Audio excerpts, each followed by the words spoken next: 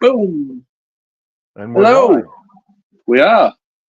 Here we are. Welcome to the Aquatic Anonymous meeting. We've got Chris. That that side me. That away? We are. Yeah. We'll just do that. We're just waiting for Jeff to pop back in. We just had some technical difficulties, but he'll be popping back soon. So It certainly but, happened. yeah. I see we have. So how are you then? How are you then, Chris? All right. Not too bad for an old guy. An old guy. I must admit, your pond videos, I could sit there and watch them all day long, mate. Well, you can come over here and I can put you to work. Yeah, you're gonna pay for the travel. You got a rowboat, don't you? Oh dear. The current's going the wrong way, but yeah. Right, let's see who we got in chat. We got Muppet. Muppet, yeah. Right, let's have a look. So we have Andrew. Welcome, Andrew. We have Mal. Hi, Mal. We got Deb's in. Yeah, we've got Ivy, Bunny Viper. Hi, Ivy. Adele. Well, they're all coming in now. And yeah, the Viper. Yeah. We've got Stubbs Aquatics as well. I think we're here. Yeah. We got Zen Ginger. Zen Ginger, yeah, Mandy. Hi, Mandy. Let's have a look. We got Chris from Sweet Acres Koi Farm. Debs, hi, Debs. We got Daniel, Keeping Fish, who just put out a video, and I just got in, so I haven't had time to have a look-see at it yet, but I will. Yeah. We got. I'll be sure to check that one. Budget Pond Keeper. Okay. Yep. There he is. Yeah. Which is another Chris. Sweet Acres Koi Farm as well. Yeah, that's another Chris. Another Chris. Another Chris. Maybe we just start the Chris show. We got Coral Works here. Yep. There he is. There's what are you doing this summer outdoors then, Chris? Oh, we got a lot planned. We've got 3 IBC tanks that I'll be working on. I'll be doing some breeding and raising fry in those. Plus, I've got some tubs to do with barbs, and then a bunch of more breeding areas for shabumkins. So it's going to be busy. Plus, I'm changing some filtration around. I hope to start doing that next week. I just bought some plumbing and pipes for it. That was about $100. I went, oh well, I needed it. It had to be done, and all in good fun. Yep. What do I need, Mike, to do there now? Your mic's turned up a tad. Oh. Well. No, I haven't got a clue. I haven't got a clue. Right now. Jeff, where are you? Jeff, turning up apparently. I can't control mine at this end. I don't think. Not on this. No. I think Jeff is the only one who can sort that out for us. Yeah. Yeah. So yeah, like I say, we're waiting for Jeff because we had a bit of a technical issue, and he should be popping in hopefully anytime soon because it's not my show. I don't know what I'm doing. Well, I can start singing and dancing, but we'll probably lose a lot of people really quick. So, yeah. Ooh. Yeah, Debs, how is your better fish or fishers doing? What I sent you? Hopefully they're doing well. I know Andrews is doing all right. That was my first ever fish shipment that was. So it was like, it was because obviously with Debs, she had to postpone her delivery for another day, so the heat packs didn't last that long.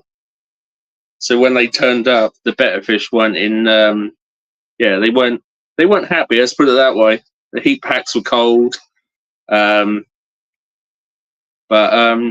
she's saying that they're doing great though, so That's amazing. that's all good. Yeah, I mean, I've still got what 30 to 40 of them, so it's crazy. What do you got coming up, Arnold? What do you got in the works? Well, I've got a whole new racking system which I've got to set up. So that's was it 7 tanks? That is. They're 200 liters each. I'm going to be setting the discus tank up first because I've got 3 discus at the minute. I've got them in quarantine, so I just need to get that all set up.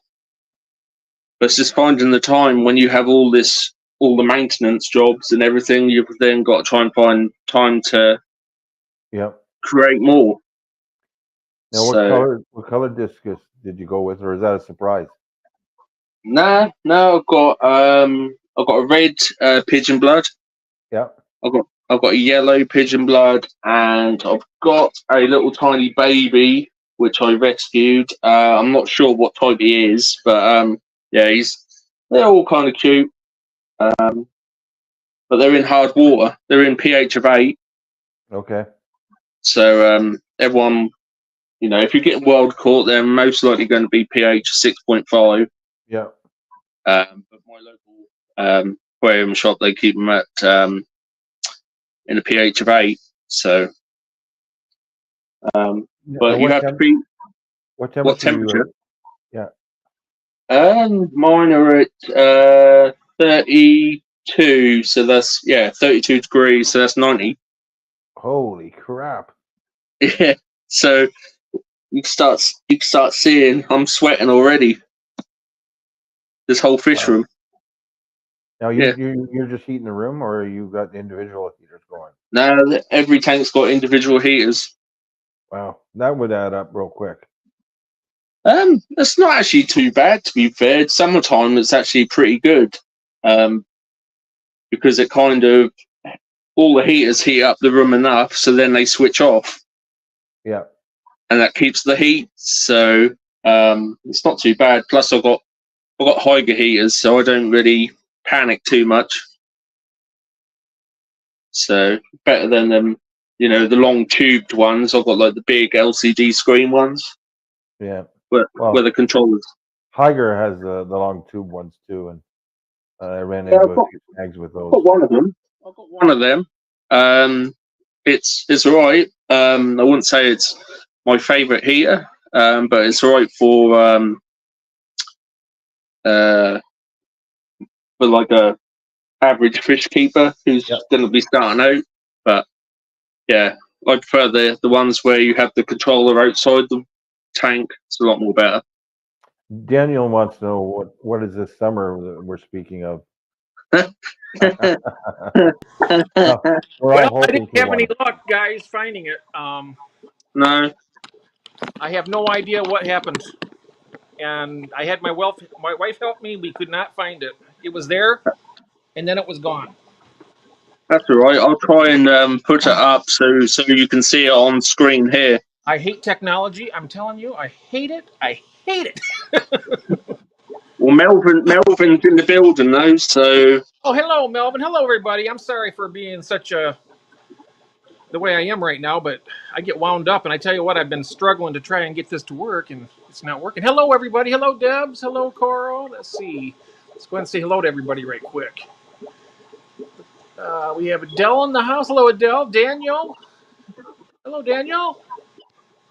There's Melvin. Melvin is in the house. Hello, Andrew. Hello, Mandy. Debs. Let's see here. Coral. Hello, Coral. Fish Fam Link is here.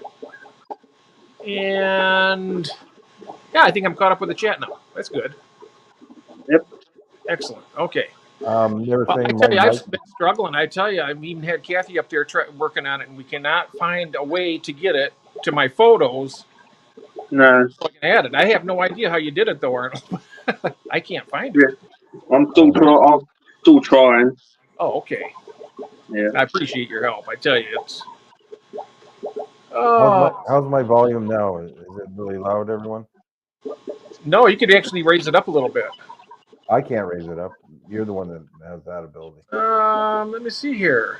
I don't think I can. And on my phone, it doesn't give me it doesn't show me the option to do that. The only thing it gives me the option is the mute, and I don't want to do that. So. Well, not yet, anyways. I think Arnold can control the volume, can't you, Arnold? You can try. Hey, Gordon. I'll try. Oh, Red Laser. Hello, Red Laser. How you doing, buddy? Oh. How about now? Try that one. Test. How's that for level? Seems alright. Seems good. Okay. Sounds good. Oh my! I tell you, I get flustered, guys. So I hope everybody's doing well. I'm really excited about this week's show, and then I get backhanded by the technology, and I tell you what, it kind of sets me back on my heels a little bit. You'll be alright, Jeff. You'll be alright. All right. Christine is in the chat. Hello, Christine, Sweet Acre Koi Farm. Oh. Does she have a live stream coming up this Sunday? Or am I mistaken? I know she was doing some live streams, but I'm not sure. Chris will know about that one, I think. And she's got one coming up Sunday. Yeah. I thought it Sunday was at 1 p.m. Eastern Standard. 1 p.m. Yeah, Eastern Standard, yeah. Andrew was giving you some advice on what to do there, Arnold. Okie doke. I shall have a look. It's also automatic. Alright, let's try. Oh, take it to the automatic. I see. Okay.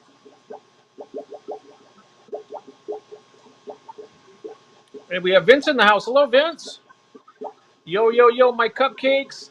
And the lug nut. Cupcakes and the lug nut. Yep, perfect. We guess we know who the lug nut is, right? Yeah, that'd be me.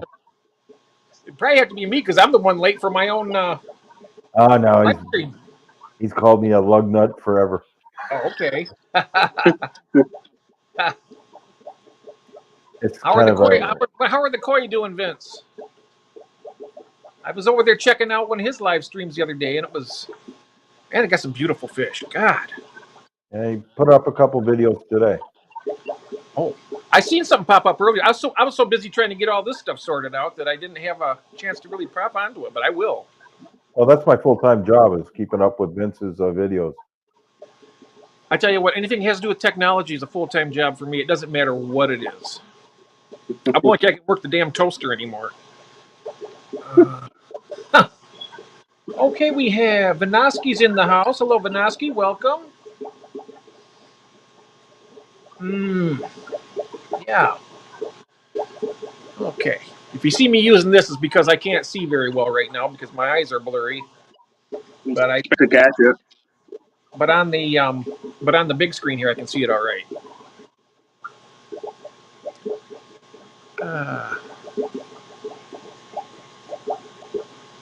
Hello to Melvin. Laser. It's always good to see Vince. Yeah, it's getting to be koi season. I tell you, it's getting nice weather here. I don't know about how you're doing up there, Chris. It's been a bit chilly in the mornings. -4 this morning, and be -6 or -7 tomorrow morning. But after that, it's supposed to get right warm. When I say right warm, mid-teens.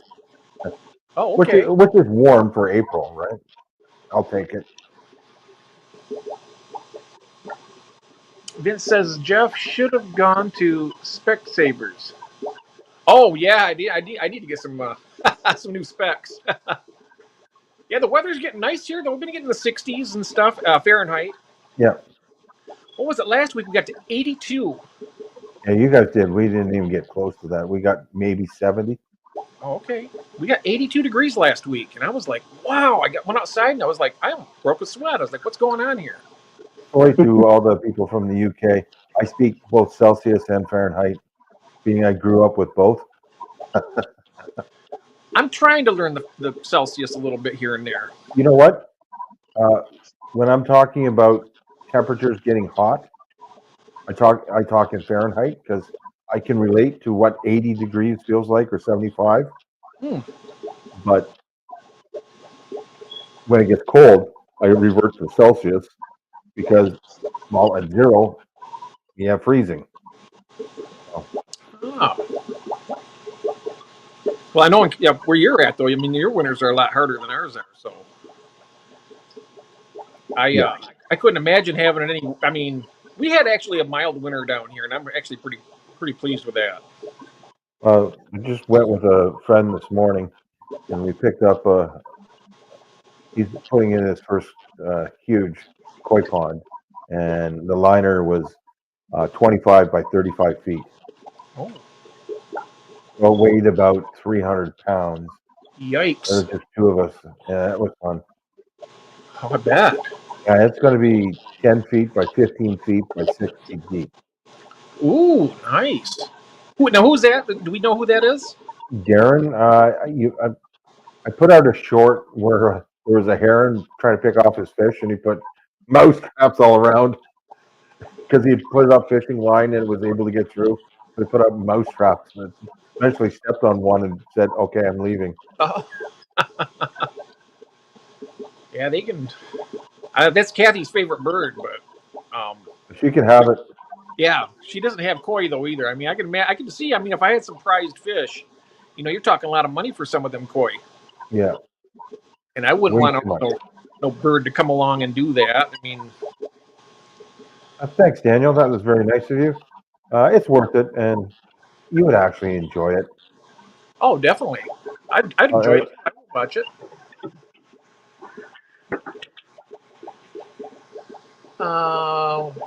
What would it say? What are you coming to get? What are you coming to get off me? Arnold's asking here. Andrew Arnold on the TV. Okay. Mandy's back. Oh, you didn't miss too much. You just we've been. I was having some difficulty with technology, but go figure that. And we've just been talking about Chris's weather up in Canada because he keeps outside ponds and whatnot. And then Vince came in the chat and we were talking about koi and that.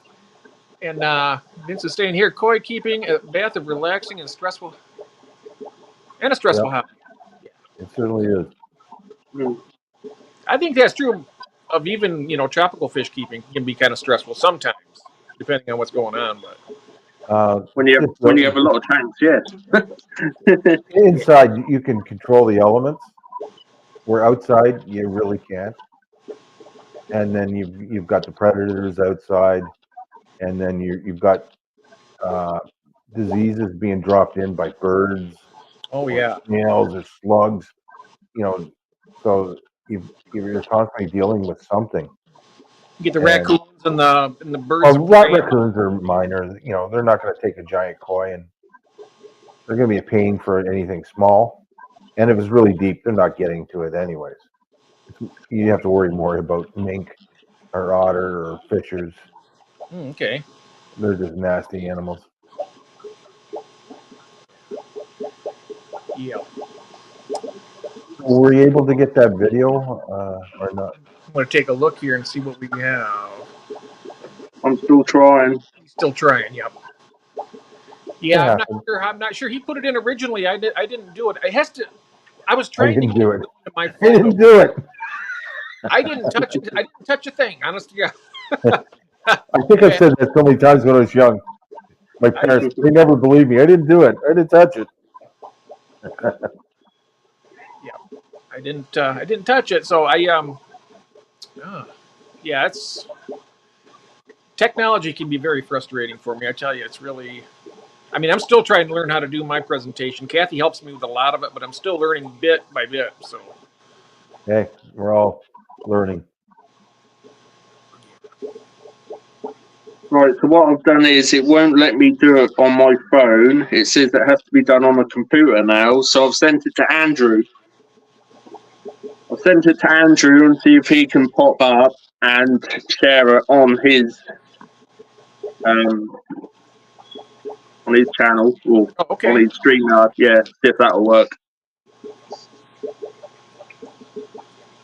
Well, am I the only one that's doing the top 5, or we're all? No, doing we both have top. Actually, we both have top 5s, and also Safi has one. If we want to, Okay. we go play Safi's first. Yeah, why don't we do that? All right, let's go ahead and do that. You go ahead and let's see where's she at here. Hers is. There's hers. Shall I go ahead and do it? Yeah. Okay, here we go. This is Safi. This is Arnold's wife's top 5. Hi guys, these are my top 5 creatures for a 55-gallon aquarium, and they are brackish. Welcome. Hi guys, these are my top 5 creatures for a 55-gallon aquarium, and they are brackish. Atlantic mud skippers. These are best kept individually or with at least a 2x2 foot territory.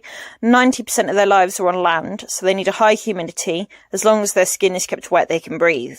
Land is a must, as these fish can drown without land access.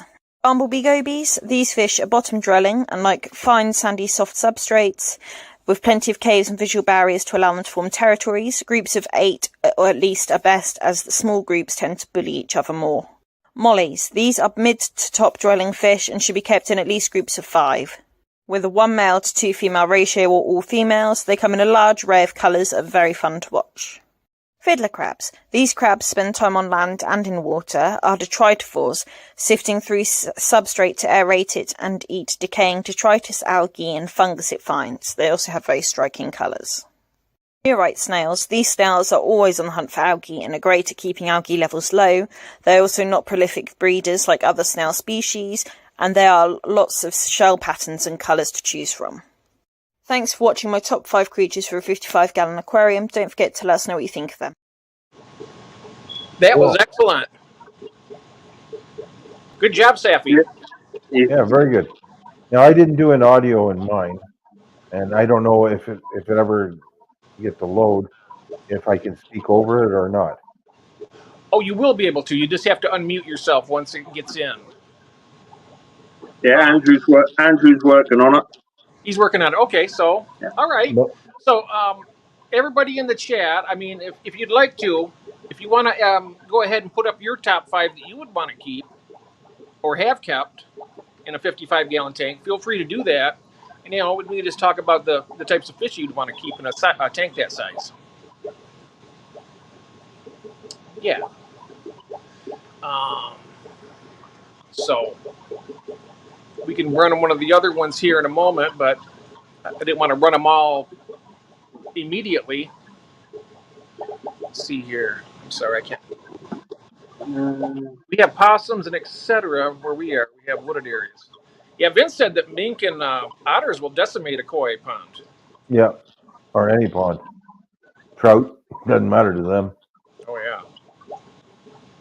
that'd be not a good thing. Well, that'd be a good thing for Marley though. She'd keep them critters out of there.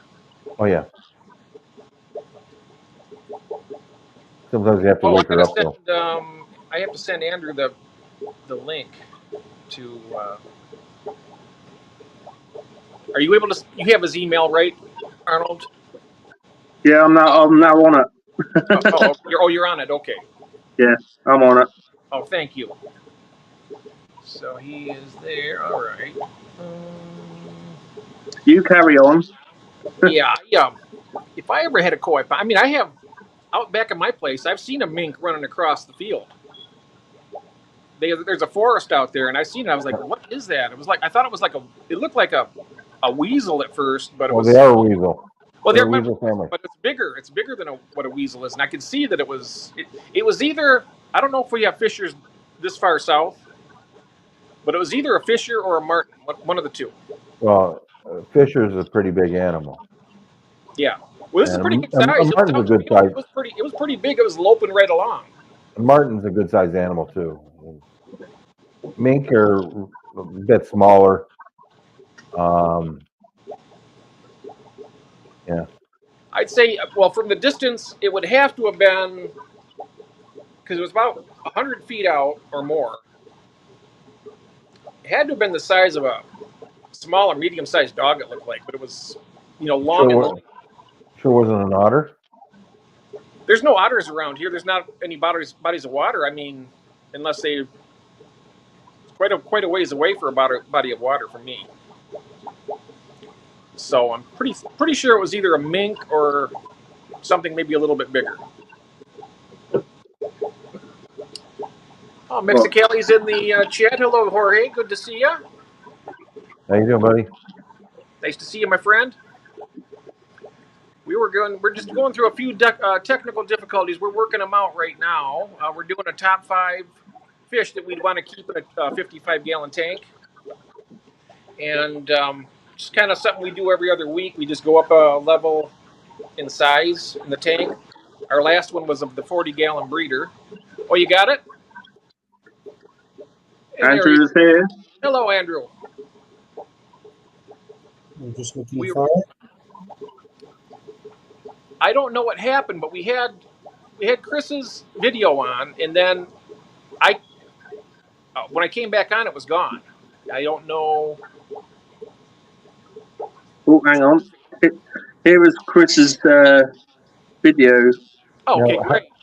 Just so we can keep the audio going, if that's possible. Great.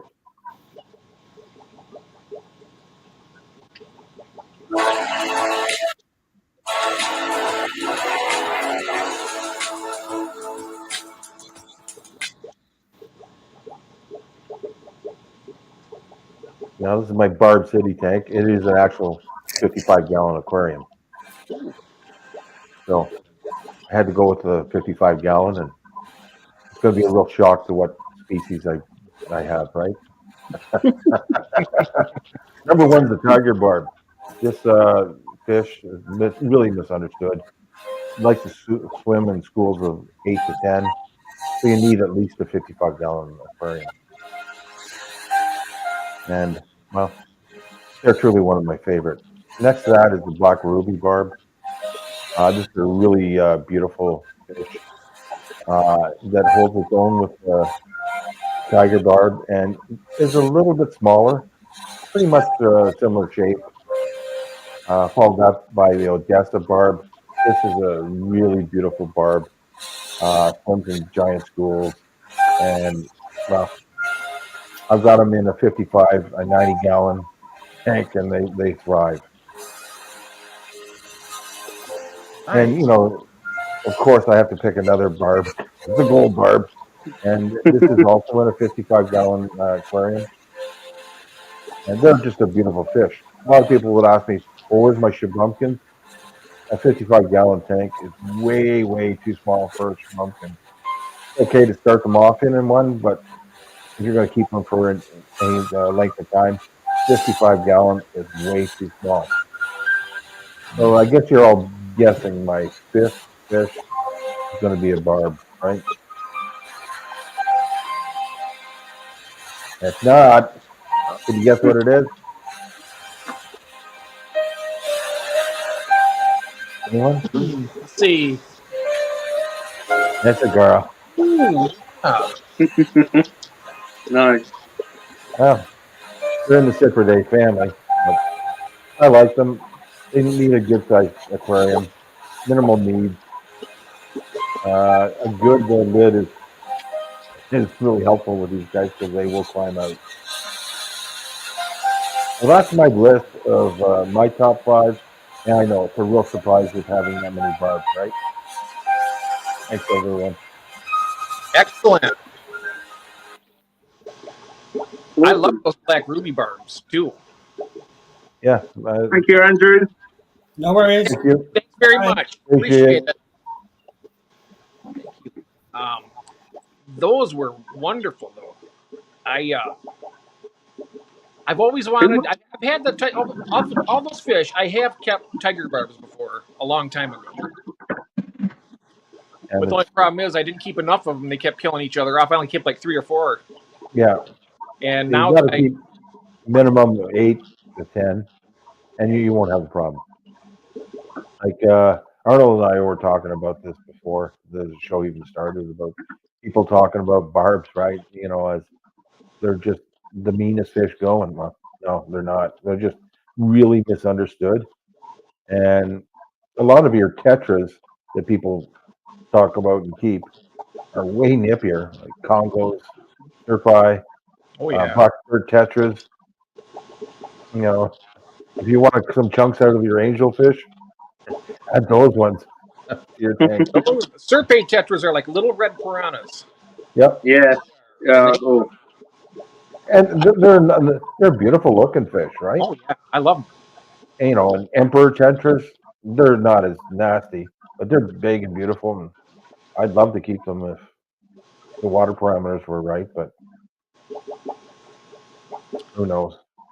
You know, I noticed the pet stores around here, we have really hard water, and they do Yeah. fine. Yep.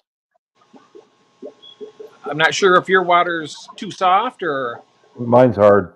it's hard. It's really lots of calcium. You know, if you drip down the front of your tank, you've got, you know, the calcium stain all over the place. And Yeah, I do too. I do too. It seems like you don't have any luck with the tetras then, is that? oh no, I've kept tetras lots of times. I just prefer barbs over tetras. Oh yeah.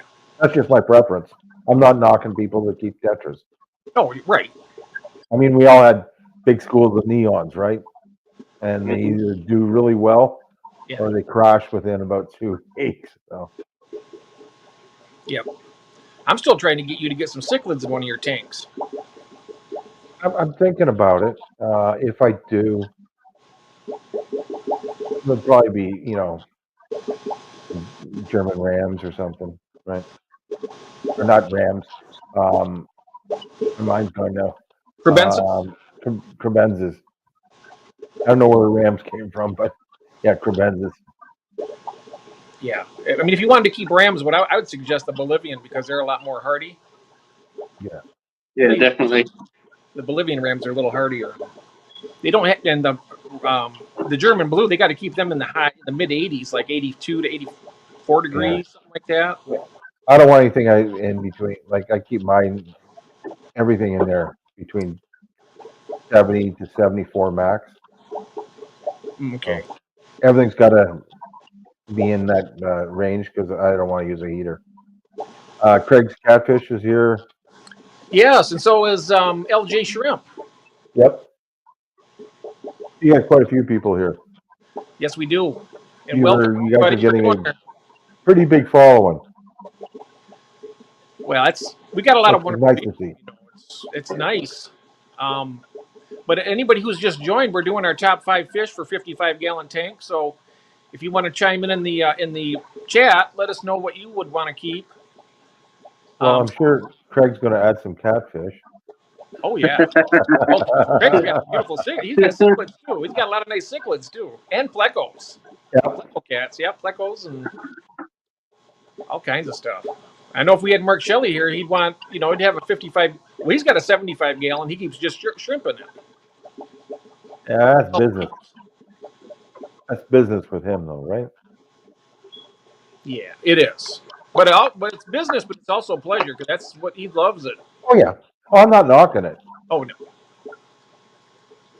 Yeah, Yes. me neither. Legacy. I've never kept either one of them, but I'd be interested in keeping Crebensis, I think, because I'm sure they would do fine with the barbs. They, I know Crebensis are a little territorial, but they get their little spot and they hide out there and do what they got to do, and just no one enter my area. And your bristle nose are the same way, right? This is my cave. This is my territory. Everyone else can bugger off. Yeah. Yep. If you get a dominant male, they definitely won't let nobody near their cave. Including some of the females. Yeah. Well, the poor It's poor just guys, the they same. get worked to death. I mean, The they What's same, that? Chris. You don't live closer. Sorry, they say do all that the again? work. They raise the eggs up. They raise the fry up. They don't eat. The poor male bristle knows. I mean, you almost got to take them out and rest them in another tank for a couple weeks in between to get their strength built back up. They just keep breeding and breeding. And hey, there's JT in the house. Hello, JT. Hello, Jack. Yeah, it's a shame you don't live closer, Chris. I've got so many crebensis. It's unreal. I've got tanks upon tanks of Odessas, but you already have some. Yeah, I know. I've got the barb bug now. And I've got enough gold barbs to start my own store. I just got to work on some of the others. Yeah, I got my cherry barbs. That's the only barb I have right now, but I like them. The male's kind of aggressive, though. He kind of runs the tank. It's kind of you got a Your girl. male barb thinks he's a cichlid, so He does. He I don't know if you're familiar with a paradise fish. They're kind of territorial and aggressive, right? Well, he was the tank boss in there, and he went too close to that male cherry barb, and the cherry barb turned on him and just on him like that. And now he doesn't go near him anymore. crazy. He is. He's a really very assertive. It's what we say in the UK. He's got a bit of a screw loose. yeah. Yep. Yeah, I think that cheese has slid off the cracker. He's got his two ladies there, and he doesn't want anybody near him, so he's just defending his turf. Yeah, I can relate to that. Yeah, I don't blame him. Especially when the Black Molly was trying to mate with his girls. I mean, come on, it's like I wouldn't like it. I mean, I have to put a stop to that. Okay, sorry to interrupt. You guys are gonna have to keep your eye open for Chris's new video coming out. That being Sweet Acres Koi Farm. Oh, This male betta she got is just out of this world, and she set up a tank for it. It is just awesome. She shared some pictures of it with me. I went, oh my god, this you couldn't get a flower that would touch this coloring. So. You want to talk about an addictive fish? Bettas are they can. I mean, tell you what, I've got the betta bug, and you can get really addicted to those. Both the wild type and you got the domestic type. They are just so colorful. And some that Daniel has actually mentioned your name to her, so about that. Oh yeah, Daniel's got some fantastic bettas too. Yep. And he's saying here, one Oscar short of a ram. And we have Ross Baltimore in the house. Hello, Ross. How's it going? I was just talking with somebody the other day about platinum pearl scale angelfish, and they said that you have them. And I've never had angelfish, but I want to get the platinum pearl scale as my first type. I didn't know if you had any of those available or not. Welcome here. Let's see here if he responds on that. Saying hello to everybody. Good to have you here, sir. Yep, welcome. So I guess what we can do now is we could probably run another top 5. Yeah. And we'll go ahead and put yours next, huh? Yeah. Let's do that. You find there's yours right there. Here we go. And this is Arnold's top 5. And let's see what he has chosen. Welcome to King's Aquariums and Antwell's top 5 fish for a 55-gallon aquarium. We hope you enjoy. In at number 1 we have the stir-by Corydoras. Perfect bottom-dwelling fish, preferred to be in large groups, must be kept on a fine sandy substrate. Females are larger than males, one of my favourite Corydoras. In at number 2 we have the rummy-nosed tetra. Great diver fish, very peaceful tetra, preferred to be in large groups of 10 or more to be able to see their unique swim behaviour and they don't get overly big, 5 centimeters when fully grown. In at number 3 we have the fellow willow twig catfish. Their max size is 7 inches. Their body is protected by bony plates called scooters. They have special spoon-shaped teeth to grasp at wood and algae, which is their primary source of nutrition. They may be an oddball fish, but they are certainly fascinating to watch. In at number 4 we have the pair of dark night rams. Their max size is 2 inches, beautiful black body with metallic blue highlights. Both males and females have their own parental duties to protect their spawn. They thrive in pristine water, hence why they ain't ideal for a beginner fish keeper. One of my all-time favourites. Also, they can have a hefty price tag of $14.99 plus each, but they are definitely worth it.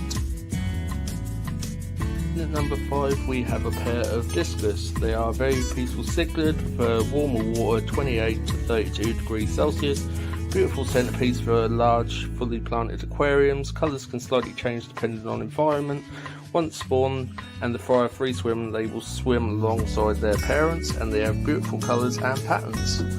Let me know your thoughts on my top 5 fish for a 55-gallon tank.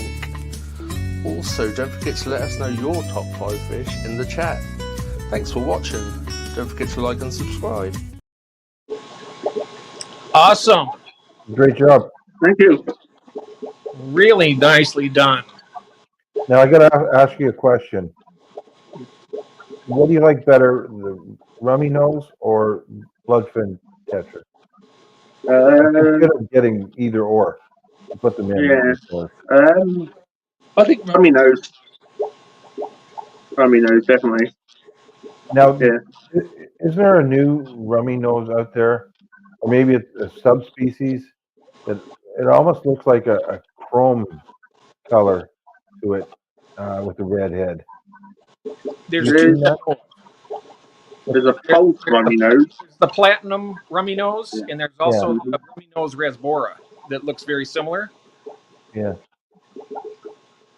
And then there's also a false rummy nose as well. Okay.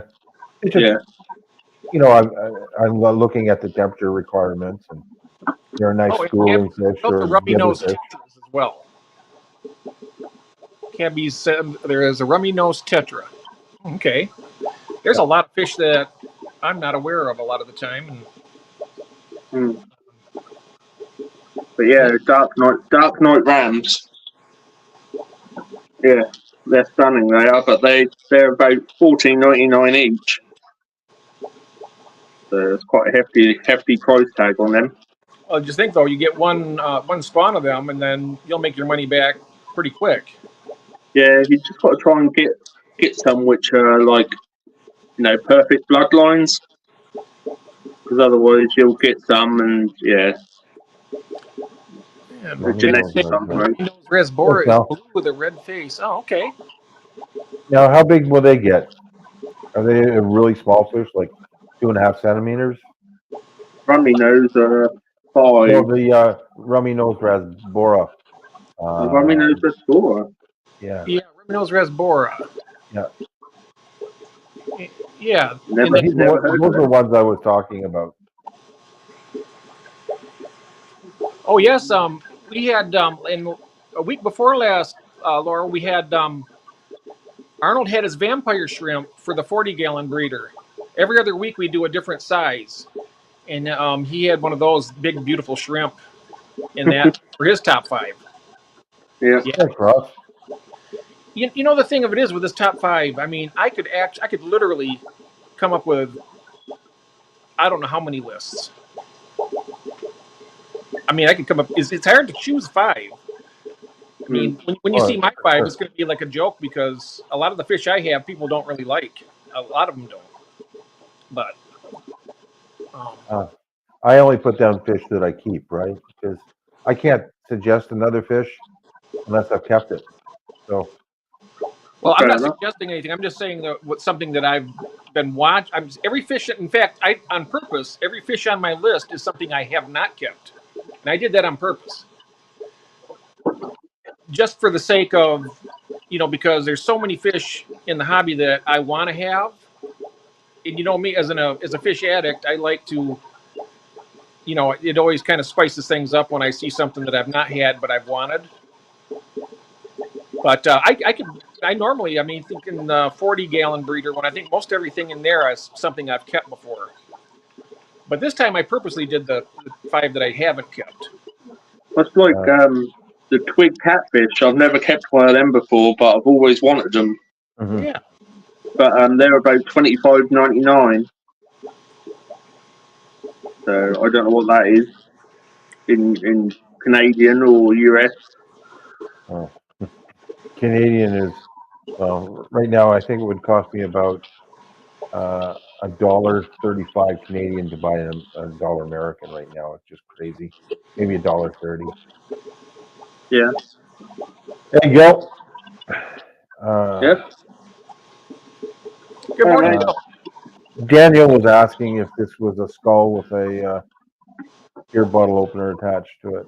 No, it's not. It's a military insignia. I'm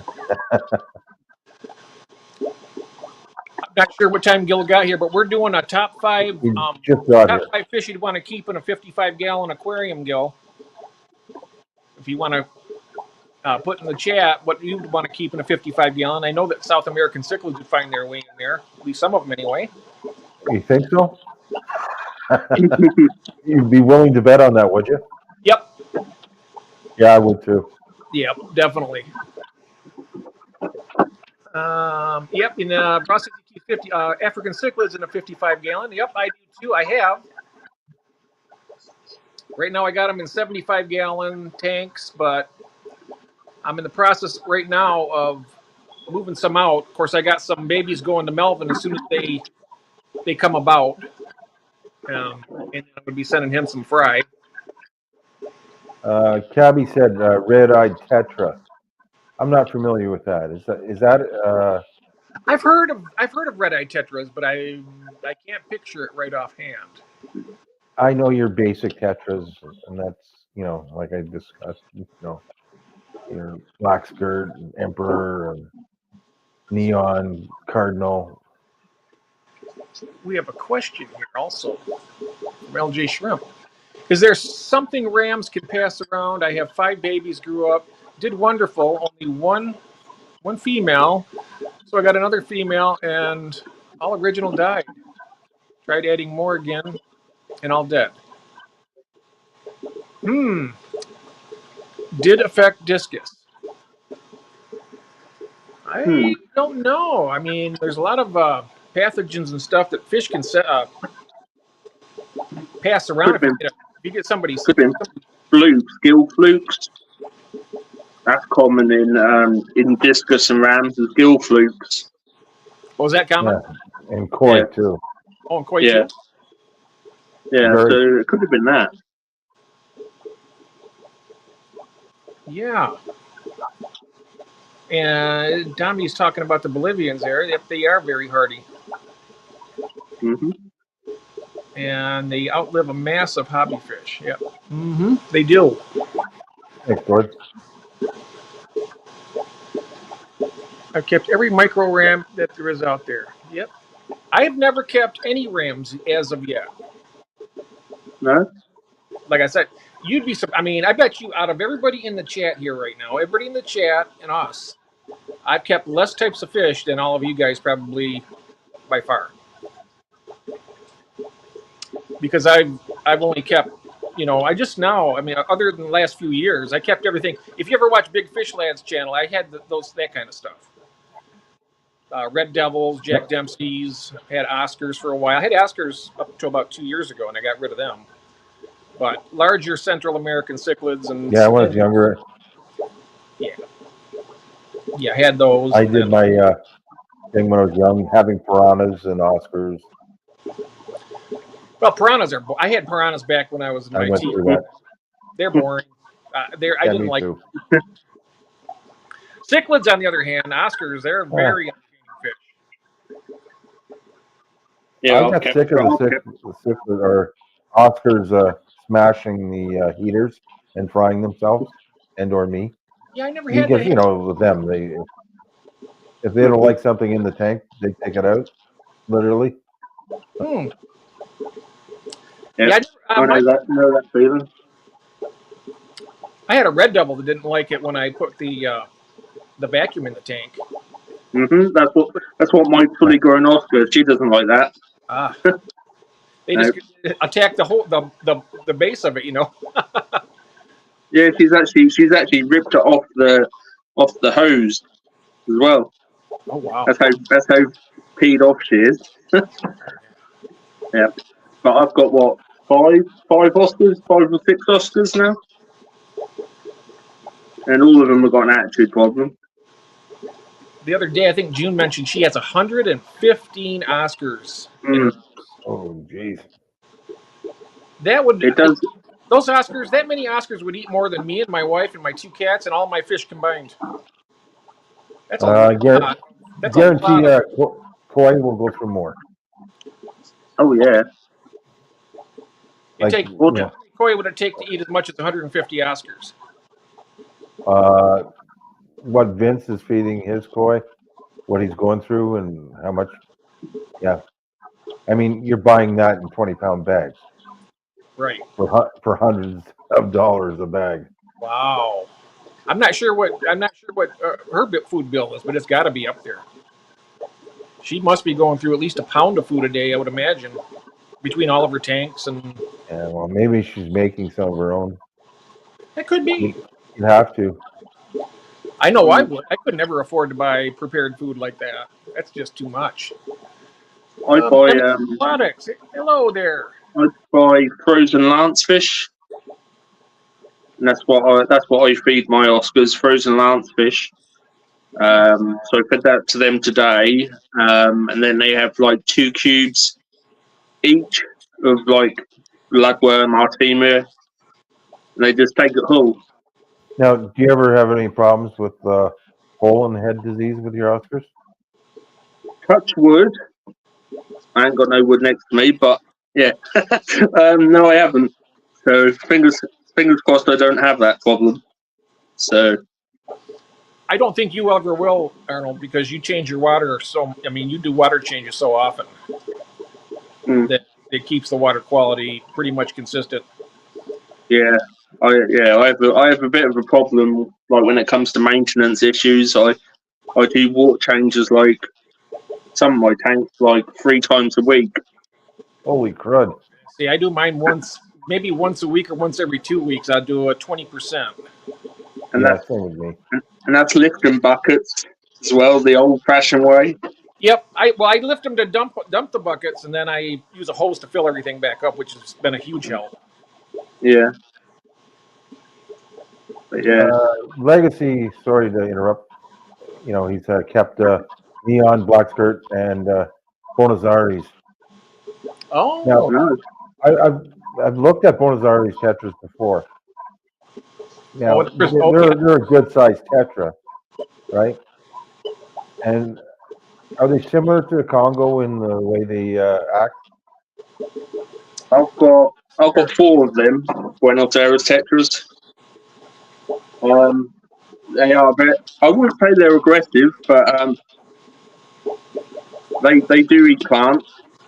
Yeah. And and when they feed, they are very aggressive when they feed. Yeah. So they kind of shove all the other fish out of the way. Yeah, like barbs. yeah, like Odessa's, definitely. Yeah.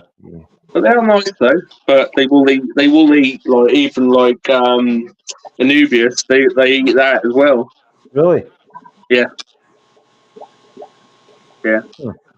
I seen a request here from MNC Aquatics. He's a friend that I have on Messenger, and he's been on here quite a bit. He's asking for the link on here, so I think I could probably do that. Let me see if I can do it. Invite guests. Copy. Okay. Now I have to go down here to post comment. And then see if I can do this here.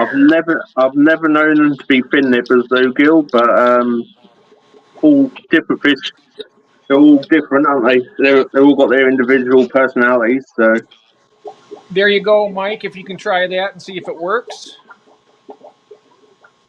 He lives in the Kansas, I believe, and he's got a lot of tanks that he used to keep a lot more. I guess he had like over 100 aquariums in his place, and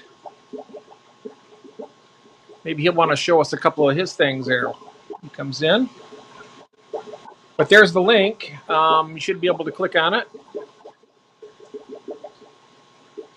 Hopefully, you will. But I think in the meantime, I'll go ahead and run the last top 5, and then when he comes on, we can have a discussion. So I'll go ahead and do that. And this is one that me and my wife, she helped me with this. Hello, Mike. Hey. Welcome. I'm just going to run my top 5 presentation, and we'll be right with you. Here we go. Hello, and welcome to my top 5 fish for a 55-gallon tank. It says breeder on the tank. It's not really a 55-gallon breeder, but all my fish tanks, I breed fish in, so that's why that's there. So coming in at number 5. The beautiful platinum pearl scale angelfish. They're very bright colored. They don't get too big. I just love this fish, and I've always wanted to get an angelfish. And when I do, it will probably be this variety. They're just gorgeous. Every time I look at them, I want them. So that's my number 5. And my number 4 spot goes to the spotted hoplo catfish. They're renowned for being excellent scavengers, and they don't get overly large or too aggressive. So this is another fish that I really would like to try at some point in my hobby. So number 4, the spotted hoplo catfish. And coming in at number 3 is the giant Danio. I've watched these in stores for years and years. I've never tried them yet, but I do love the zebra Danio. This is a much larger version. From what I hear, they can be a little bit nippy, but not too bad. I might give these guys a try sometime down the road, but this is my number 3 pick for this 55-gallon tank. And in number 2, we have the orange Venezuelan Cory. Another Cory that I really like to try other than the albino. I'd like to get these guys. They look like a Corridor Equus, but a lot cheaper. So my number 2 spot. And down to number 1, this is a love it or hate it fish from what I've been told. They can be a little bit territorial, but just look at those coloration. It's so beautiful. I've seen these in stores. I've never tried them, but who knows?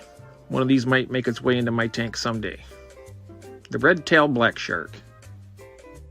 So that's one pick of 5 fish for a 55-gallon tank, not necessarily at the same time, but these are also 5 fish that I've never kept before. So let us know in the comment section what your choices are.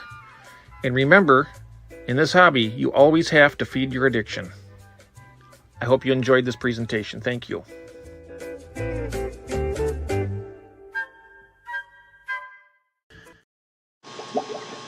hey. Awesome. Yeah, absolutely. That was my 5. I mean, like I said, I could have chose ones that I've kept already, but I wanted to look at, outside of the tank, outside of the box, outside of the glass box. I've looked at the giant Daniel, thinking they'd be great in 100-gallon, 125-gallon, because they get up to a good 4 inches at least, and they're a fast-moving fish and would get along well with my larger barbs like my Aurelius or my filament barbs. So I've looked at those, and as far as red-tailed black shark, I've actually kept those when I was younger. How did you like them? I like them a lot. They are territorial, but they're cool. Nice. I've always seen them. All these years, I've seen them. I've never gotten one. It's not that they're expensive. I mean, they're really not that expensive. They've been around the hobby a long time. If that was me, I would go for the albino rainbow shark, the more peaceful one. Yeah, Okay. the black solid black red tail is aggressive as anything. Yeah. I know that people have kept those with African cichlids like Mbunas, and they're supposed to get along pretty well with them because they can actually withstand the aggression. Yeah, they kind of keep them all in line. Yeah. Well, they do. Yep. So we have Mike with us. Hello, Mike. How you doing? Yeah, Hey, Homer, they Jeff. definitely do. Hey, Oh, Panda, doing how all are you? right. Good. Have you met Chris over here to your right? I think we've chatted before. Stubbs, yeah, I've watched quite a bit of his stuff. Yep. Oh yeah. And right above you there is Arnold, and you know me, of course. I'm Yep. glad to have you on the stream here. My goodness, I've been wanting to have you on here for quite a long time too. Yeah, just things get in the way. Oh yeah. Yeah, life does. Did you have a top 5 fish that you would want to keep in a 55-gallon tank, Mike? Oh, it's a hard question, isn't it? Because You could keep. I've kept Jack Dempsey's in there. Rainbow sharks, rainbows, blue acaras. Yeah. That'd be a good sized tank for blue acaras. Tiger barb community tank. Yep. It's right up Chris's alley. Yep. What? What? Yep. The funny thing is he says he's not a barb addict, but we all know the truth. Somebody's got to show him some love. That's right. I might. They do get a bad rap. little bit. Hello, Jeff Kane is in the audience. Hello, Jeff. Welcome, my friend. We're just going over our top 5 fish we want to keep in a 55. Just kind of every other week thing. We just go up a size and tank. Good to see you, my friend. Yeah. Another one you could probably do in a 55 would be a flower horn. Yeah. Yeah, nice. Oh, okay. Understandable. Yeah, that would be one fish for that tank. A flower horn would be fine in 55. So, yep. Let's see. Okay. Now let's see here. In reference to Acara, albino threadfin Acara are. Oh yes, they are. Yep. The albinos are just beautiful. And he says they are gorgeous, and you ever see the Google the mostly friendly little water puppies? Yes. Yep. But it's been great having Chris here talking about his barbs and everything, and it's been wonderful. Yeah. Well, thanks for having me. I really appreciate it. I'm sorry I have to go, but I think you know why. And that's quite all right, sir. That's quite all right. And I'm really pleased that you were able to make it. And maybe we can do a collaboration again sometime like we did last year. I would look really forward to that. Really good to do a video or a live with you at with M&C and also with King's Aquarium and the Ant World. It's great to be on here. I appreciate it. I'm sorry I have to leave. Not like I want to. No. Just some health things I have to look after. And Yes. sorry to leave. But anyways, take care, everyone. Bye for now, and hopefully we'll see you real soon. Thank you very much, Chris. Take care, Thank you very Chris. much. Have a good evening. Thank you. It's always wonderful having Chris on here. Let's see here. We have some other. Jeff Kane. I already mentioned that Jeff Kane is in the chat. Mm-hmm. Yeah. And I tell you what, he's been putting out some good content of the stuff he's been keeping. And I tell you what, just keep it coming, Jeff. I'm eating it like candy. I love it. I love it. Absolutely. And yes, very good to see Chris. Yep. That was great having him on. Oh, yeah. Well, I love for the fact that he's really passionate about the type of fish that he keeps, When it comes to barbs, koi, and goldfish, I mean, you can tell that he's got Oh yes. the fire's burning there. You can tell it. I'm just glad to see somebody who's actually given, barbs some love more than, oh, they're aggressive, don't keep them, they're fin nippers, blah blah blah. No, I like barbs. I've I only do kept too. one. Well, I've kept two actually. I mentioned earlier I had 3 tiger barbs. I didn't realize at the time. This is several years ago, and they would fight a lot. And then you got down to 2, and then ended up with 1, and then it would live for quite a long time. Then it would die of old age eventually. But it always dwindled down to 1 because I didn't have enough. If I've I'd have had kept tiger barbs. I've had tinfoil barbs, drape fin barbs, snakeskin barbs, gold barbs. You know what I wish they'd come up with is a dwarf version of the tinfoil barb. Wouldn't that be something? Have something Yeah, that they would only get to a maximum of, say, like 4 to 5 inches. That would be what a fish that would be, huh? yeah, it would. I would love that. If they could come up with something like that. I mean, I love the tinfoil barb. I mean, if I had a big tank, like I don't know, like 240 or 300 gallon tank, maybe you might be able to keep a couple of them in there. But tinfoils are beautiful, though. Yep. Definitely, yeah. And active. Oh yeah. And we have Nathan Hubby. Hey, hello, Nathan. He's down in Florida. And how's your weather down there, Nathan? I mean, up here it's not too bad today. It's probably, I'd say high 50s, maybe low 60 right now. I have to use my magnifying glass, guys, because I keep tilting my head back because I have bifocals and I can't see. Hey, yo, hubby, Silver Creek says. How you doing, Tommy? Oh, Nathan, as long as you're here, what we've been doing is our top 5 fish that we'd want to keep in a 55-gallon tank, and I've been asking everybody if they have some types of fish that they would want to keep in a 55. That would be great. If you want to put it in the chat. I had my top 5 on. I'm not sure if you've seen it or not, but those are 5 fish that I've never kept before that I'm thinking about trying to try. Yeah, definitely should give them a go though, Jeff. I think I will, especially the platinum pearl scale angels. Mm-hmm. That's something I've been watching for. I think I've seen them for the first time.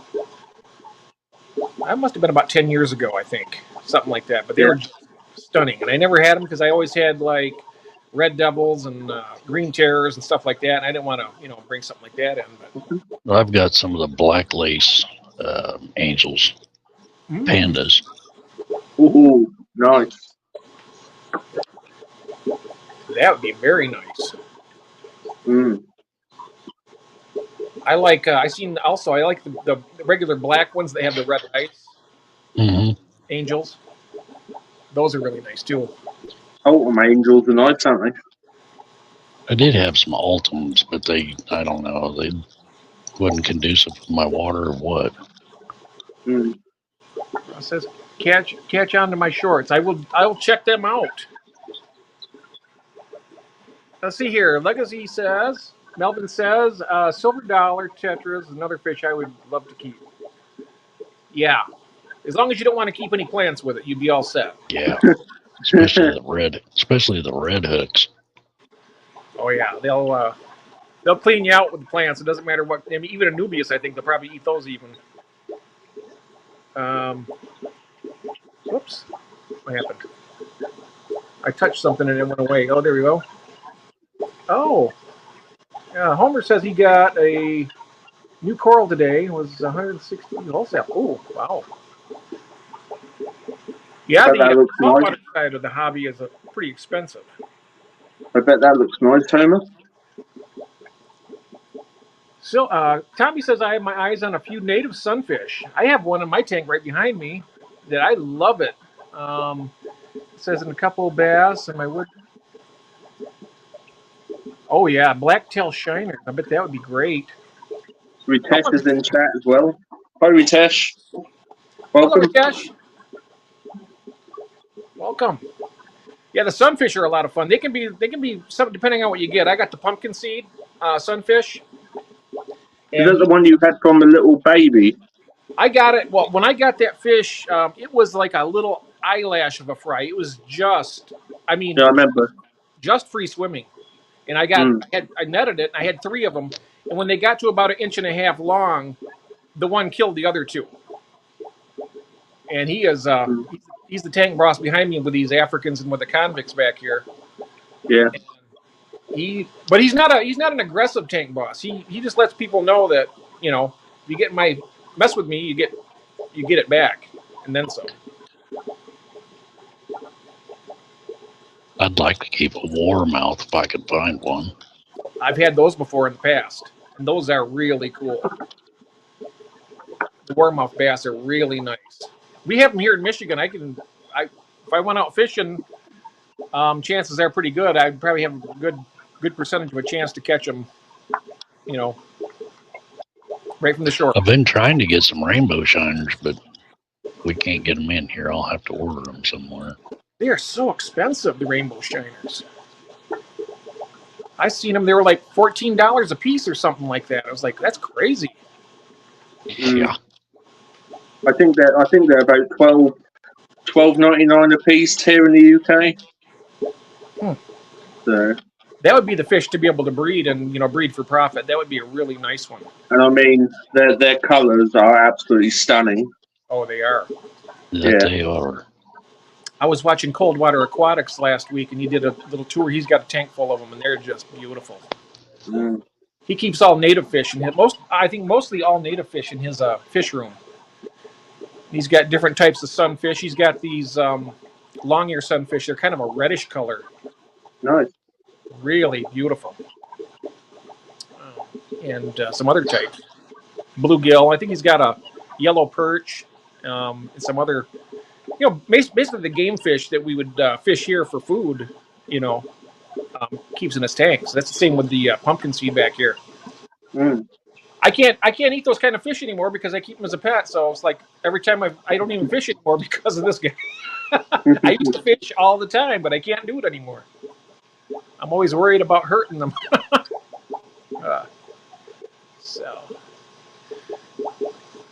Yeah. So we got we went through Safi's top 5, Arnold's, mine. Mike's talked about his. Now we're going to look in here. And we had Chris's. Let's see here. Jeff says green sunfish are pretty as well. Oh, yeah, they are. They are stunning fish. Absolutely. I'm trying to think of the place I've seen online. They actually sell different species of sunfish you can have. I think they're mostly for like stocking a pond. But you can order them and they will ship them to you. I just can't think of the name of the place yet. Yes, you might get too big for. If I get any of the native fish that are too big, I just take them to the pond. Yeah, you got even your medium-sized pond would be big enough for them. Oh yeah, but the big one is plenty big enough. Oh yeah. You was talking about the paddlefish you have. Yeah. Wow. There's 4 that I know of in there. How big do they get? Oh, I couldn't tell you. Big. About 5 foot? Probably somewhere around in there. Wow. Those are big. So what size tank should we go to next in a week from 2 weeks from today, Arnold? You want to go up to the 75 gallon or should we go higher? Let's go higher. Go higher? 125. Okay. Yeah, there you go. 125 gallon. Okay. There you go. We'll do that. Mm-hmm. It'll broaden Hi, our... June. All right. Hi, June. I know what June. I don't know if June would done. She probably wouldn't want to keep. You could keep one Oscar in a 55. I think. Yeah. You can do that. I've done it for years. Yeah, I've kept them in 75. We had 2 red tigers, and they did great in there. I mean, as long as they can turn around, you keep the water clean, and Yep. We have a new channel, Wanda. This channel is awesome. Love the content. oh, thank you. Thank you so much, Wonder. And welcome. Yep. Welcome to our weekly Wednesday live stream. Yep. If you're addicted to aquariums and fish and stuff like that, you're definitely at the right place. For sure. Definitely. Check, we'll run the little ticker here and improve it. There we go. Now we're official. Yep. There you go. Yep. Let's see here. And then we'll go ahead and let's see here. Mandy's saying 55 is pretty small for an Oscar, isn't it? Yeah, it is. But it would be the bare minimum, I think, that I would feel comfortable keeping them, you know. Mm. I wouldn't want to go any small. I mean, to be honest with you, back when I was young, I kept one in the 29-gallon tank until it got to about 6 inches long, and then it started eating everything, and then I took it back to the pet store and got some little bit of credit back then. Yeah. I got my fully grown female Oscar in with my Dovey. Because the Dovey, she's what? You got a male or a female? Female. Oh, okay. I had a male Dovey. When I had him in the 310, I hated cleaning that thing because I had to get stitches from him fighting me so many dang times. Oh yeah. I haven't really got. She's quite placid. It's just the female Oscar. She's a nasty piece of work. Yeah, the male Doveys though. Oh my god, that one I had was just crazy. Yeah, she ripped the siphoner off the hose, and actually did it with so much force the end of the pipe split. So yeah. My male would break the lids, the glass lids. I don't know how many sets of glass lids he broke. Rip sponge filters apart. Yeah. It was just crazy. Sounds like my red devil. I had he's about 14 inches long. I had a red devil years back, and I had a pair. I had a male and female, and they were spawning. And I had this big rock work. It was really heavy in this tank. It was I'm not sure what size the tank was. I think it was about 150 gallon back then. It was a massive tank. I think it was like 6 or 7 feet long. It was big, and it was one of those older ones that had the wood grain trim around it. It had really thick glass on it. I remember that. It was really thick. And it actually hit the rock, she got crushed. When I came home from work, she was underneath the slab of rock where he had actually, and I didn't imagine that fish would have that kind of power to move. You'd be surprised. Oh, I was surprised because it killed the female and all the eggs got pretty much smushed, and so he lived the rest of his life out in that tank by himself because he would not allow anything in there with him. He would kill anything that was in that tank, and you could tell when he got angry because his eyes would turn blood red. Wow. And you'd walk up to the tank and he would just smash the glass and the water would, splash out at you. Yeah, that's how my Dovey was. Sounded like he needed an appointment at the doctor's, mate. Oh, he did. He did. He had a screw loose. He needed some of that sedatives poured in the water. God. A little bit. Jeez, man. But he was a beautiful fish, though. My goodness. Definitely not 55-gallon size fish. You don't never want to do that. At least not for very long, anyway. You have to have a backup plan for sure. Let's see here. 1.5 gallon. Oh, wow. Wow. That is a heavy. How much is that? How many pounds is that in pounds? 1.5 kilograms. It's like a kilo, right? So it's about 8 pounds, 10 pounds? I'm not sure. No idea. I don't know either. But I'm not sure what time we have. We have 4:50. Okay. So do we want to? We have another stream this evening at 10 p.m. and it's the Around the World Fish Keepers stream, and me and Arnold will be there. And Mike, you're more than welcome to join us. I can send you the link later if you're available. Go ahead and send it to me, Jeff. If I'm around, I'll pop in. Okay. Yeah, I'm going to send it to Skull too and see if he wants to join. And then we have 5-Star Betta joining us this evening as a guest, and we'll be talking about some more. I'm not sure. Oh, let's see here. Gil says 1 kilogram is 2.2 pounds. Wow. Okay.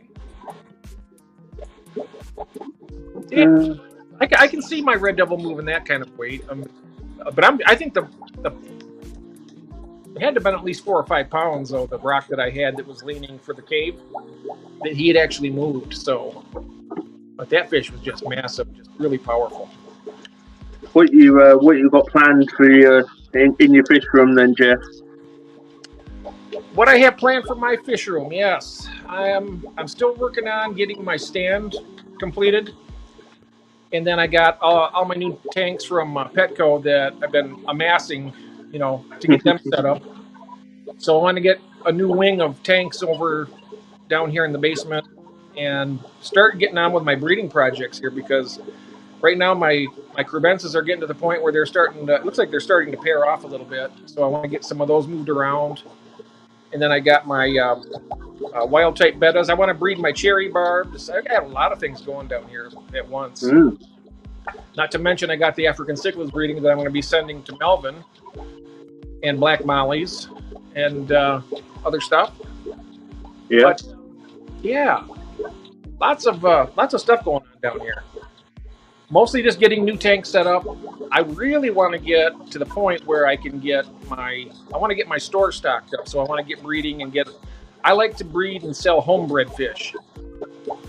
So I've never done any wholesale. I mean, I could buy wholesale. I got a business license to do it, but that's not what I like to do. I'd rather just breed my own stock and sell it. So that's what I'm trying to do. Fair enough. Right now. So, and how about yours, Arnold? I'm hopefully going to get my discus tank set up. I've got a nice big bit of bogwood in there, which is like a tree stump with a load of roots. So I'm going to try and get that set up, get some rocks and some bits and pieces to go with that. And then I'm just looking for a very powerful air pump. I need a powerful air pump.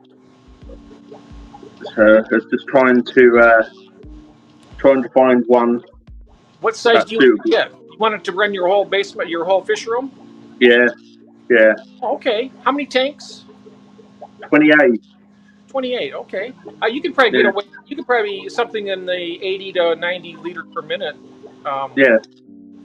The one I got down here, it runs 90 liters per minute, and I only have down here about 20 tanks right now. I got 6 upstairs, 21 tanks, and I got 6 upstairs, and I got 5 more to set up. Yeah. And I bleed off so much air from this one pump, I could probably run double the amount I have down here right now. Okay. And still probably have to bleed some air off. Yeah. Oh, you could run quite a few more, Jeff.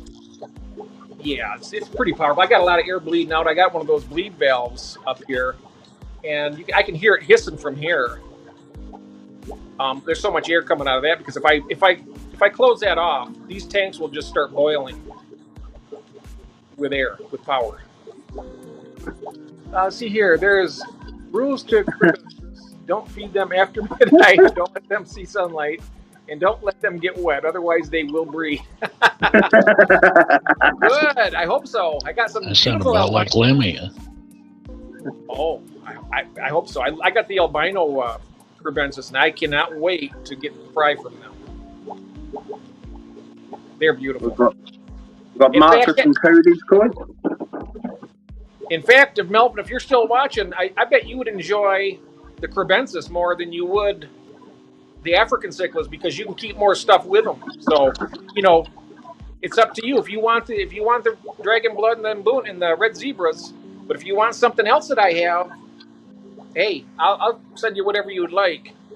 But I would suggest, if you wanted, you could always have some crebensis or some fire mouths or something like that, because with those you can keep more fish with them, and they don't require that as big of a tank as like the dragon bloods and the red zebras. I'll be right back, guys. Oh, okay. So we've got Marcus and Cody's Koi in chat. Welcome. Well, hello, Marcus. Welcome. And I'm going to see what Melvin might say. He says, "I love the Magpie." Oh yeah, I have to have it. I can't see without it. Inspector Gadget. That's what Jeff is. Inspector Gadget. I got these are bifocals here, and in order for me to read, I have to tilt my head back, and it hurts my neck after a while. I have to go up like this, and everybody has to look up my nostrils. I don't like that, so I'll just use this until I get some better reading glasses. There you go. You could use the excess air for breeding brine shrimp. That's what I do. In fact, there you go. Right here. I leave it when I'm not doing the brine shrimp. I just have this in the 40-gallon in front of me here, and it just puts a little extra air in that tank. I just leave it going all the time, and then when I go to do my brine shrimp, I'll just pull that out of there, and that's what I do. In fact, I'm going to take myself off camera for just a second. I'll stay on sound. I'll turn the camera around, and I'll just do a quick run through and show the air system real quick. And oh dear.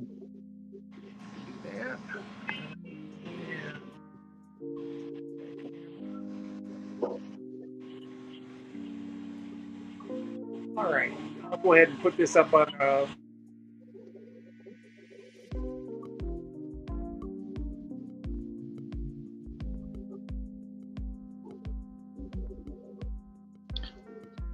Jeff Skull's probably at work. Oh, Skull's at work tonight? I think he may be. At 10 o'clock? I don't know. Okay. But that's a Danner 860 pump there, and I got the 3/4 inch PVC. And when I did this, I think I put the drops too close together. I don't know, but the ones that aren't being used, of course, are closed off. But it goes all the way down to a big horseshoe and comes all the way back up. And I got a lot of available drops for other tanks. Mm. And then it comes down to here. This is my bleed valve, and that's blowing a lot of air. I can feel the air right here. It's quite a bit of air coming out of it. And let's go around this way, and you can see we're getting some pretty good air. I'm bleeding a lot of air off, and I'm still getting this much from a lot of these filters. That's got so much Java moss growing up into it, you can't really see it too well. But yeah, it does a pretty good job as far as you can see the air over there. It's running everything down here, except for I got a little one up there for that middle rack. That's the buzzing sound you hear. Yeah. But yeah. But that's the air system, and I tell you one thing, before I got that, I had all hang on the backs down here, and this is really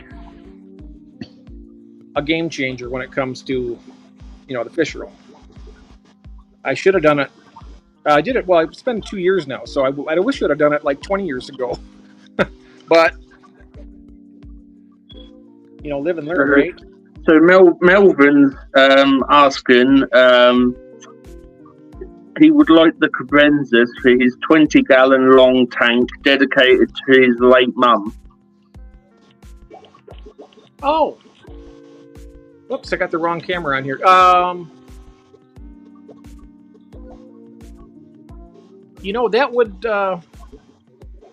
That would be fine. I could only ship a certain amount because it does cost quite a bit to ship. So I don't know if you'd want to do that instead of the African cichlids and stuff, because I can send one box. But you could have, you could do those. You could have those in the black mollies, and so I don't know. I'm not sure what we can talk about that on Messenger, Melvin, and that would be nice. So Homer the Clown Trigger was saying he loves to feed fresh baby brine shrimp to his bigger fish. Oh yeah, I give it to everybody down here, and even the big Ambunas and the Dragon Bloods. I can watch them go for it. Yeah. Yeah, my Shellys go nuts over it. Oh, mine too. So we've got Greg, 3G. Same with my Limia. They go ballistic over it. Oh yeah, all of mine do. Right. Whoops. So we've got 3G. So we've got Greg in the chat as well. Oh, excellent. 3G, yes. Hey, Greg. Yeah. Red Laser. Good. Hi, good. Great. Let's see. Okay, so he says, okay then, Jeff. All right. I think the reason why I'm suggesting that, I mean, if you want the African cichlids and you want to stick to that, you can. But the only thing I'm saying is I would, we have Magnus. Hello, Magnus. Welcome, my friend. Hi, Magnus. How you doing, mate? But Melvin, I can, if you want the African cichlids, we can stick to that. Or, like I was suggesting to you, if you have the crebensis, you're able to keep, you can keep community fish with them to a certain degree. Yep. And you have a lot more options with them. So, and you don't need to have too big of a tank. So it would give you a lot more flexibility, I guess was what I'm trying to say. Wouldn't you agree on that, Arnold? Yep, definitely. Definitely, right. Yeah, I think, so think about it, Melvin. There's plenty of time. Like I said, these African cichlids they're still pregnant, so it's not like they're going to be. It's not like it's out of the question for you. But I would think strongly if it was me. I'm just saying, if you're dead set on the African cichlids, that's perfectly fine. I already told you I'll send them to you. But if you would rather have something different that I have, I can later on this week I can take you on a tour around here, and you can tell me, and then it'd make it easier for you. I personally think you'd probably be happier with the crebensis myself, but that's just my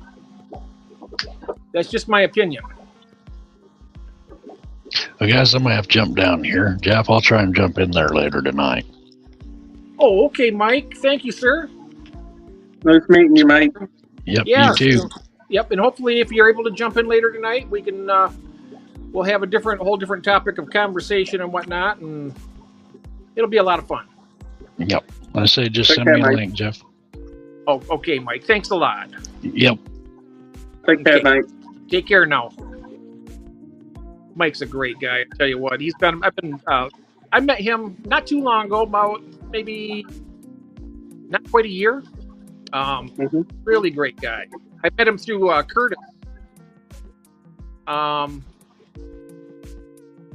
What is this? Sorry, Jeff and Craig. I guess talking to Craig. I have to go to bed now, so I will catch up with you both tomorrow. Okay. Well, have a good night, Andrew. Take care, Andrew. Oh, he wants the tour. Well, it's not a very impressive tour right now because, like I said, I've got my tanks tied up with a lot of stuff that I'm trying to liquidate. Hi, Tim. How you doing, Tim? Hello, Tim. Welcome. And let's see. Green Machine Sweden says, I just found a new use for my wingless fruit flies. The fish they're good there. That they do. Nice. Especially betters. Betters love wingless fruit flies. Oh, yeah. Tim's asking if he missed anything. Well, what we've been doing is today we've had our presentations on our top 5 fish. We can always run through those again, too. I mean, if you'd like to see them, it only takes a couple minutes each. And we can just run them in succession if you like. And just 5 fish that you'd consider keeping in a 55-gallon tank. The ones I did are fish that I've never kept before that I wouldn't mind trying at some point in my hobby. Jeff Kane wants a fish room tour. A fish room tour. Oh, okay. Well, I can do it. Tanks are a little bit messy, but let me take myself off camera here for a minute. It's not gonna be, like I say, it's not gonna be very impressive because I don't have everything as I would want it right now, but it's always a work in progress, though, right? So let's go ahead. I'm sure it'll be fine, Jeff. Okay. All right. Algae aside and everything, but everybody's doing good. I do my water changes and stuff. So sometimes algae's a good thing. Oh yeah. Okay, these are things that I'm going to put this up on a screen here for a second. These are the red zebras right here. This is some of the fish that there's the female that's holding that. If depending on what Melvin chooses, get some fry from them. See, I can't ship these big fish right now until I get my heat sealer technique down because these guys will pop a breather bag very easily. I tried it before and they're just a little bit too big for it. Okay, so we'll make our way around this way. Those are red. This is a red zebra breeding group, and over here are some of the grow outs from the dragon bloods, and then we have red zebra in here. Pretty much just aragonite substrate, sponge filter. Just a basic setup. These guys are all doing well. I got one male here coming on color pretty good. He's doing pretty well. But you know, everybody's saying how aggressive these fish are, but you see them here. I mean, they really get along. They're ripping each other apart. You know, look at they're just killing each other. And look at their fins. They're all. My goodness, look at that. Oh, yeah. There's a tear on any one of these. Over here, got some larger adults. The convicts in here. Just a mixed mash of fish in here.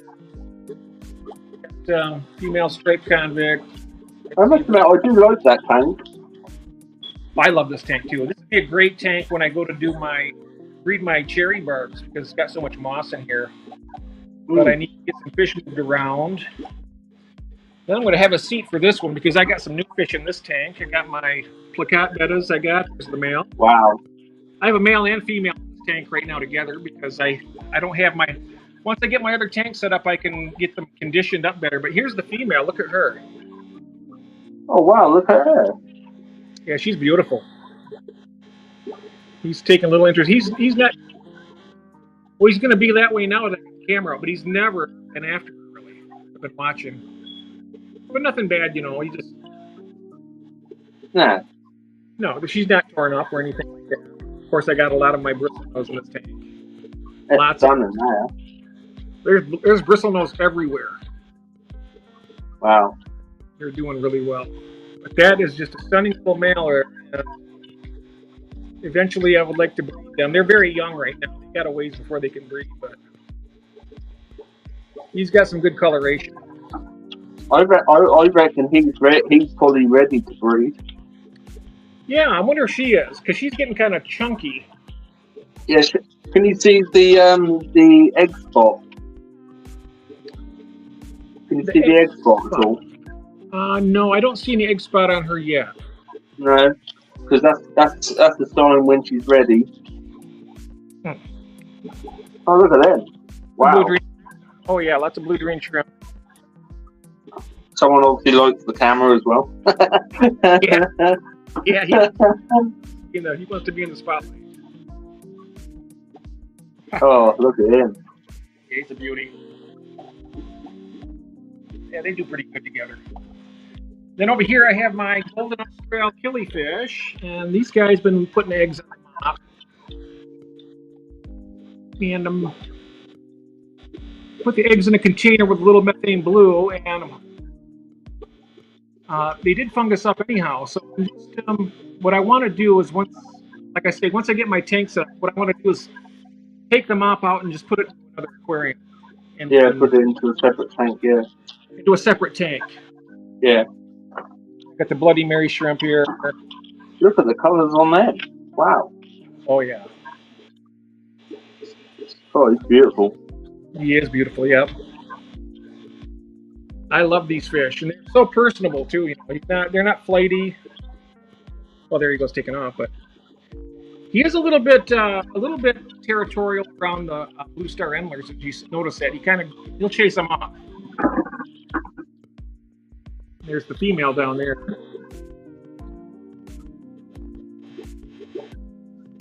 But they're beautiful. I'm just getting into the killifish. I got a pair of the Gardner eye. I'll bring us over there to that one. I'm going to bring my chair too because I can't really sit down on the floor and get back up easily. So I have a rolling chair I'll just bring around with me here.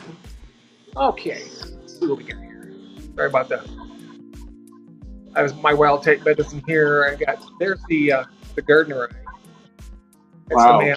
There's the female with them. And the wild type bettas I have here, this is the betta Phelps. I think I have there. Oh, there's the male right there. It's the male betta Phelps. The one up here, that's my new bettas. That's the Unimaculata. That's the Mahakam.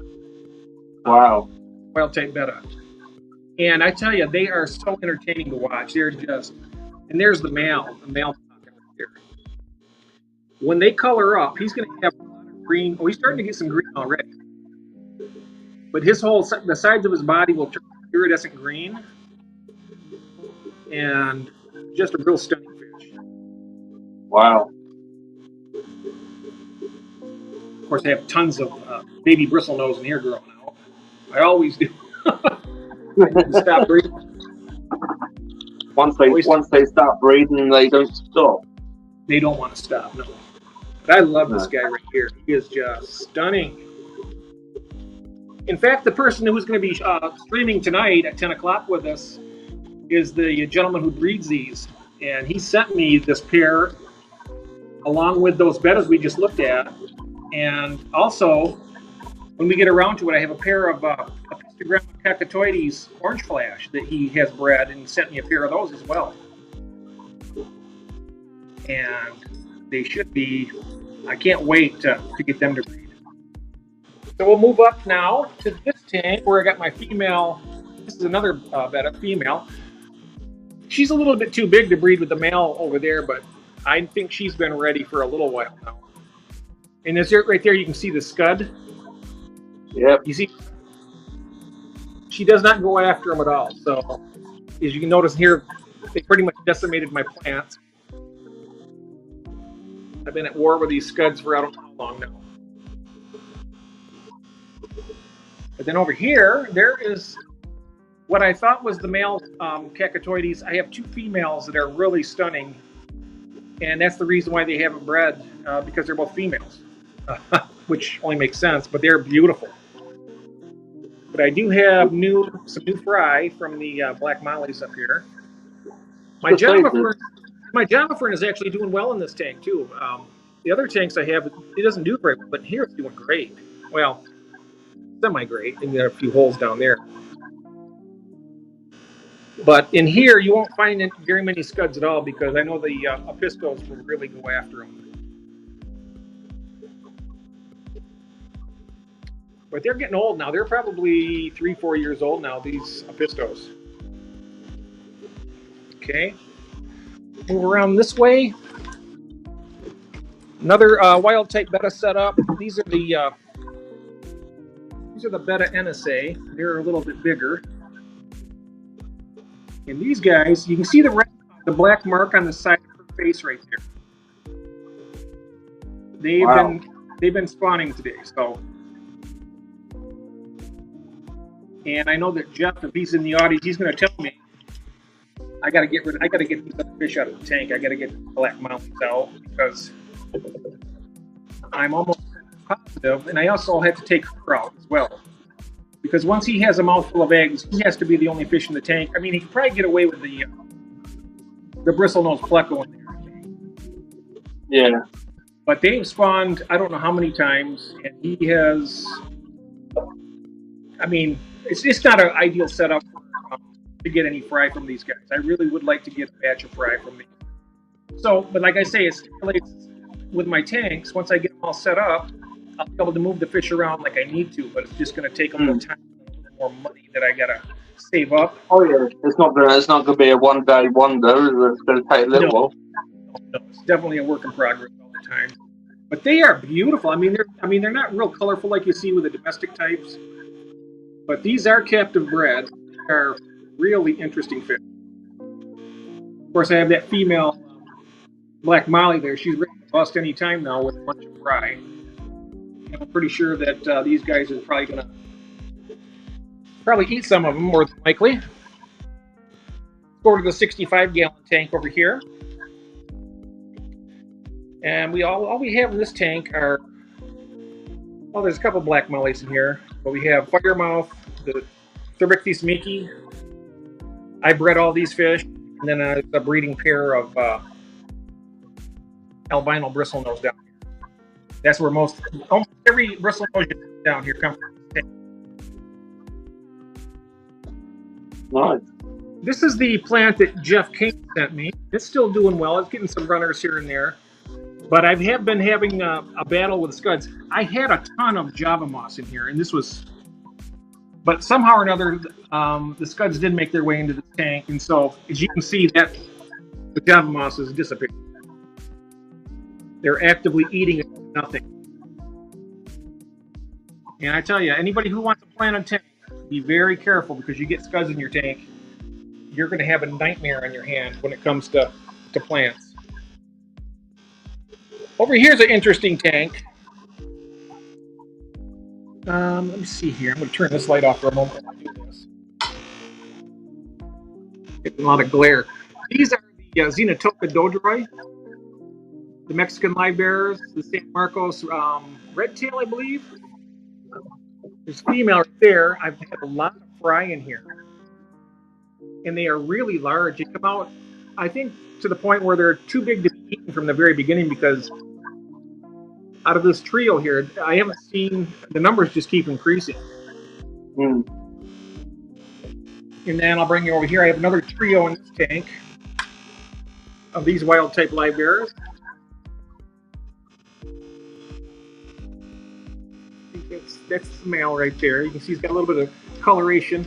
These are very young fish right now as well. There's the females are larger.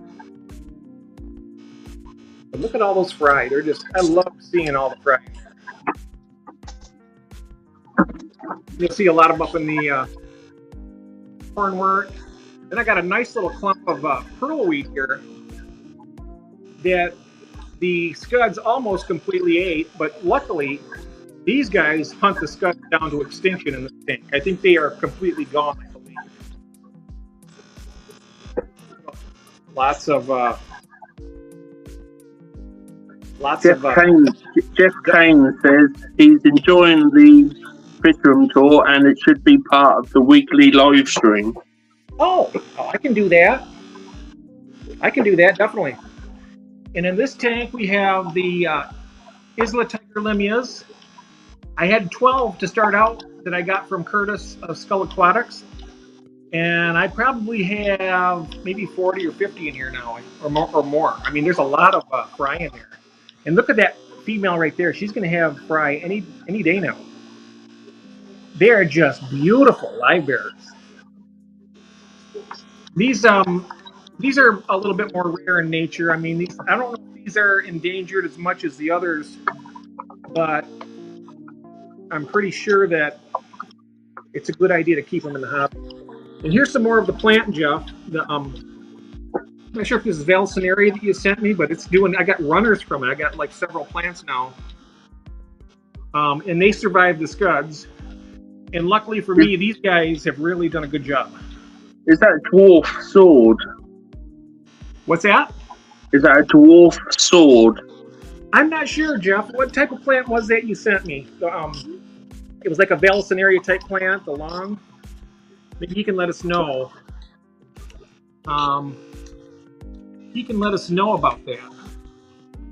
Melbourne saying amazing tour. Oh, thank you. Now, something like this, Melvin, you can keep any kind of fish with these. If you want some of these instead, you just let me know what you want. It's dwarf sage. Oh, that's dwarf sage. Okay. Yeah. Oh, nice. I like it. And then right here, this tall thing going here, that's called a mermaid weed. But as you can see, the scuds have stripped that thing down to nothing. It's just one big lawn. And then down here, that's the cryptocurn red undulata that I got from Tara. And it looks like the scuds have had their way with that in the beginning, but it's starting to come back. Lift this up. Lots of duckweed in here.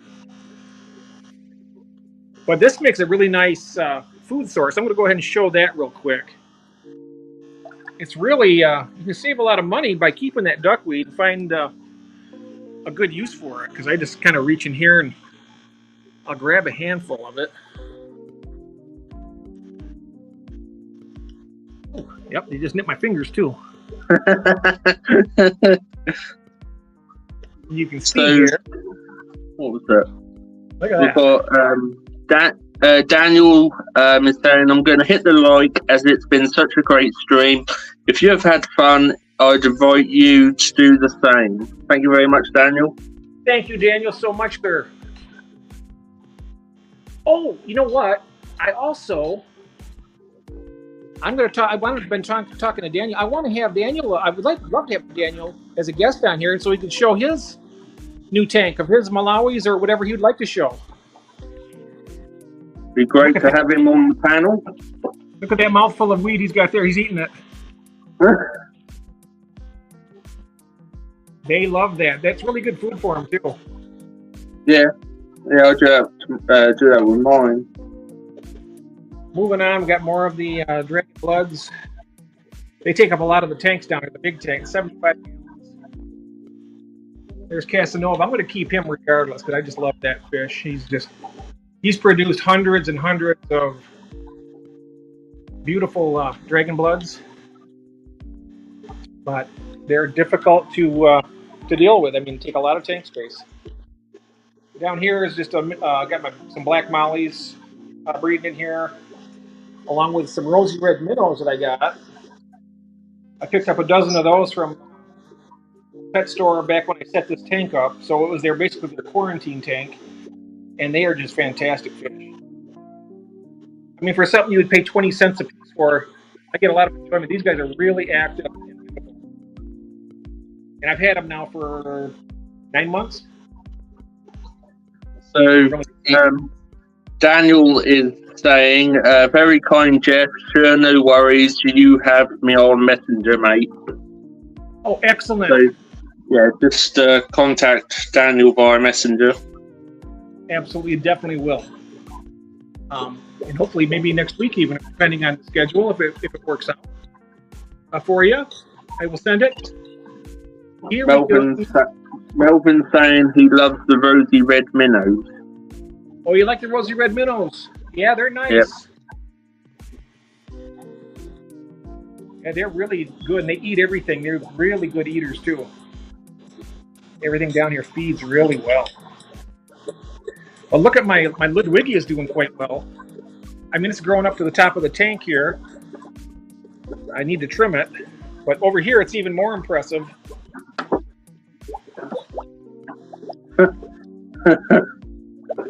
Wow. I had to unplug a light over here because I had my laptop plugged into it, but it goes all the way over here with this, and it's really nice.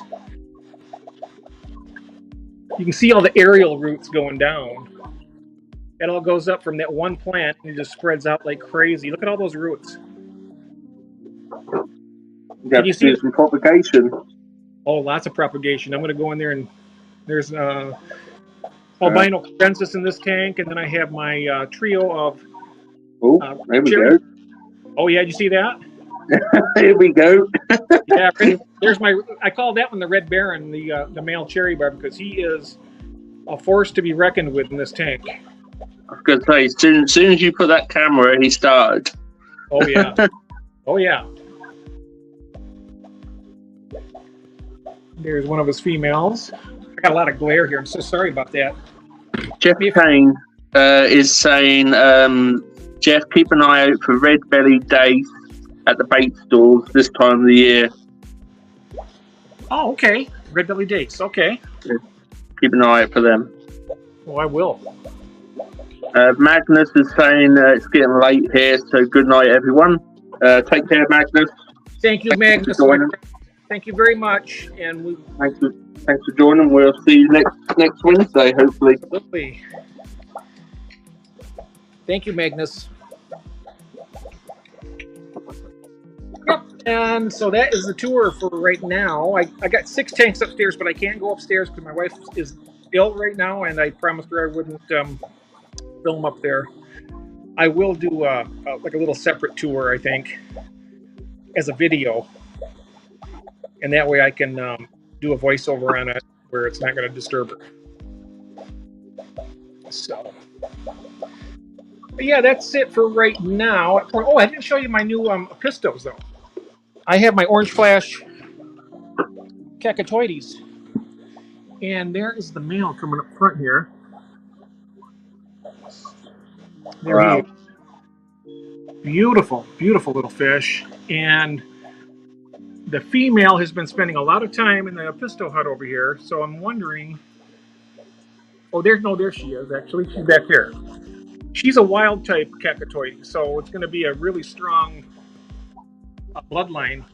And then, you know, if I want to line breed to get the coloration stronger like this, I can do that. Daniel's saying gonna need to hit the hay on human fry duty tomorrow before work. Thanks for the fun stream, guys. Great work. Take care. Thank you so much, Daniel, sir, and I will talk to you very, very soon. And you have a great evening. Yeah, take care, Daniel. Give the human fry a hugging from us, and have a great night. Jeff Kane is saying, all good, Jeff. Appreciate the tour. Very welcome, sir. Very welcome. Melvin is saying, whoa, stunning pistos. Oh, thank you. Yeah, I love those little guys. We have 30 people in chat in a minute. Very nice. I think we can probably wrap it up, though, Arnold. I need to go up and fix some dinner for my wife, and we will be streaming again this evening also at 10 o'clock. We have Fish Northwest is now joined. Oh, wonderful. Hello, Paul. I was just doing a little, showing the pistos here, and bring up a little so you can see them. I was given a pair of orange flash, and I also have a female is in here, but she's a wild type, so it's going to be a really strong bloodline once I get them. They've been spending a lot of time over here in this little pisto hut, so I'm hoping that we get some fry out of these guys. And then what else do we have in here? I also have my betta chinoides in this tank. And there's one. Yeah, that's the male right there. He's down there. I'm not sure if he's holding right now. See, that's the problem. I have all these different things breeding at the same time. And with the wild type bettas, they need to be in a species only tank. Yeah. So I can move the female out and let him release the fry, and then I can take him from the fry, and then so he doesn't eat them. But there's so many mouths in this tank with these star endlers, it's going to be difficult. But yeah, they're beautiful fish, though. So yeah, so I'm turning the camera back around here. One moment, and you can go ahead and finish up here. Alrighty. All right. Oh, take my ugly mug off the main screen. There we go. Yep. So that's it. Yeah, I can do a little tour every week, and you know what we can do also is we can do a tour with yours too, Arnold, at some point. Next week. Yeah. No worries. Yeah. We can make that a normal thing every week. Just kind of like the state of the fish room type tours. Yeah. Like a 10-minute segment or whatever, and then along with our other stuff. Yeah, no worries. Paul's got some great fish. I don't know if you've seen his dwarf cichlids he's got. I'm very jealous. Well, so far, YouTube keeps not sending me notifications, and it keeps unsubbing me from people as well. That happens to me too. Yeah, pain in the ass. It is a pain in the ass, you bet. It definitely is. But he's got some Latacara Araguaia. Oh, nice. And I don't know if you've ever seen those before. They are absolutely stunning. They're beautiful, Nice. beautiful dwarf acaras. And I would love to get those. Hey, we have KGE in the house. Hello, Keith. Welcome. Yep. There's Mal. How you doing, mate? All right. I'm probably so far behind the chat here. How far are we? Yep. Yeah, you are quite far behind, but that's right. I've been keeping up with it, so. I appreciate it. Let's see. Keith 19. Okay. There he is. Yeah, it's when the chat gets rolling, it's kind of hard to find stuff. Well, Craig, mate, you're like a brother to me. I have a lot of brothers out here. I got Arnold, I got Mal, I got Tommy, you name it. I consider everybody here like family. Okay, let's see here. And also, I was talking to Keith. I think it was on his live stream. I typed in, or no, it was during a live stream, and then I typed in about getting some of the Dr. Basilier food that he sells, and it's supposed to be really good. I'm gonna try. I've never tried it yet, but I'm not sure. Is that some of the stuff is medicated food? Because I'd like to get some of that medicated food for when I get new fish. I'm not sure if I'm right or not, Keith, but you can let us know if there is a type like that where it's medicated. So in other words, you get fish and feed that to them to start out. I know I've got some frozen food, and it's a brand called TMC. TMC? Yeah, it's the TMC brand of frozen food, and I've got about 6 different types of brine shrimp. Oh wow! I've got one with aloe vera in. I've got one with garlic. I've got one with omega-3 plus. I've got one with added vitamins. Yeah, I highly recommend TMC food if you can get it. Get some TMC food for definite. We have Jesse in the chat. Hello, Jesse. Hi, mate. We were doing our top 5 fish today, Jesse. What we'd want to keep in a 55-gallon tank. We're kind of moving up in size. I think next week we're moving up from 55. We're jumping over the 75 gallon. Week after next, I should say. We do it every other week. So our next one's going to be 125 gallons, right, Arnold? Yep. We've got a question here from Tim's Freshwater Tanks. Okay. White growth on my better's dorsal fin seems to go through to both sides. Any ideas? Some sort of fungus, I would have thought. That, or depending on the age of it, they do morph. They have color morphs. They'll change color, won't they? Mm-hmm. Yeah, that's a possibility too. So it could be fungus, or like Jeff said, it could be color changing due to like their environment. If anything's changed, they can change color. Some cichlids do what's called peeling. So their colors will change. Goldfish will do it too. They'll have what's called peeling, where you buy a goldfish and then you'll notice it starts getting white on it, and that's a possibility too. Hopefully it's not. I've got a female better in my 57 litre pool flex, and she turned out she was She was a bright fluorescent green. She's now white. Oh wow! She's now white, and so it does happen. But if you want, Tim, my email is on my about page.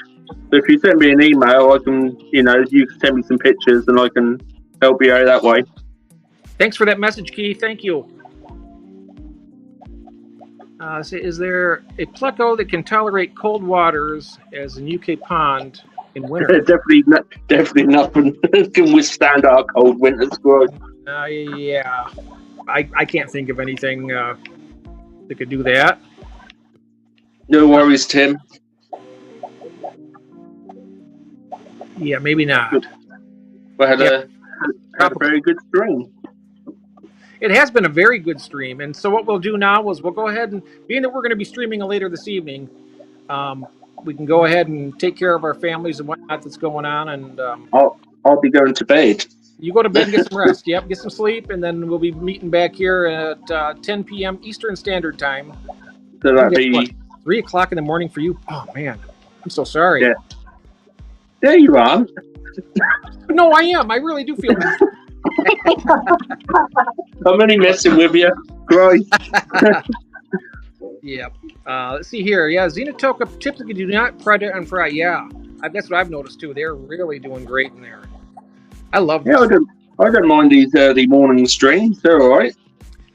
Get to see new people. Yes, absolutely. I get to speak to Jason because I got on well with him last time. Yeah, if anybody out there is interested in wild type bettas or epistogrammas, he breeds them, and he's the one that gave me these ones. And really great guy. He's got some really nice stuff. And if you want to check it out, come and join us. And we'll talk later. So anyway, guys, thank you so very much for joining us on the stream. And Arnold, thank you for everything that you do. You work your tail off. And this, I got to tell you guys, we got to give Arnold a round of applause because he works so hard. I've had a lot of him and Mal, boy, they both work hard for this stream. But Arnold, he goes so far above and beyond all the time.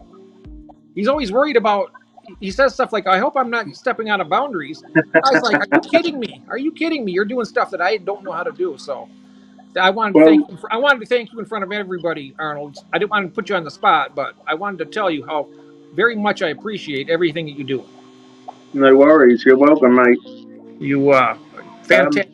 We could have had 3 or 4 other channels join the top 5 for 55 gallon. Larry D's meant to be doing one. Oh, is he? Yeah, he's meant to be doing one. Oh, yeah. And then if I can get Adam, I can get Jack, Daniel, Larry, Chris. We can get them all to do one for the 125. We could have a maximum of 6 people. So yes, you go ahead and invite whoever you like. And They don't have to be on the panel. They can send me the link to the video, and then I can get it all put on like how I done it here. Oh yes, that's great. Yeah, anybody oh yes. I'll post it on our community pages once I've done like the thumbnail and everything, and then I'll send some emails out and see what people want, see what to do. So. Oh, nice. And go ahead and make your videos out and send them to Arnold. Mm-hmm. We'll get him up here. Oh, medication should be the last resort. Yes, I haven't medicated any fish in my tanks in over probably. I'm going to be honest about it. It's been, I think it was about 10 years ago. I had to, when I first got these red zebras over here in, I had to put some levamisole in there because they had sunken belly pretty bad. But now that seemed to cure it. So, but I haven't had, other than that, I haven't used anything in about 30 years. So it's been quite a long time since I've done any medication. I've been very shrewd about when I get my fish in. I check them out really well. All right, so have a good one. Thank you, Keith. Thank you, everybody in the chat. Thank you again, Arnold. And everybody, remember to feed yourself, feed your families, and most important, well, not most important, but it's important. Feed your addiction. Feed your addictions. See you guys. Thank you so much. Bye.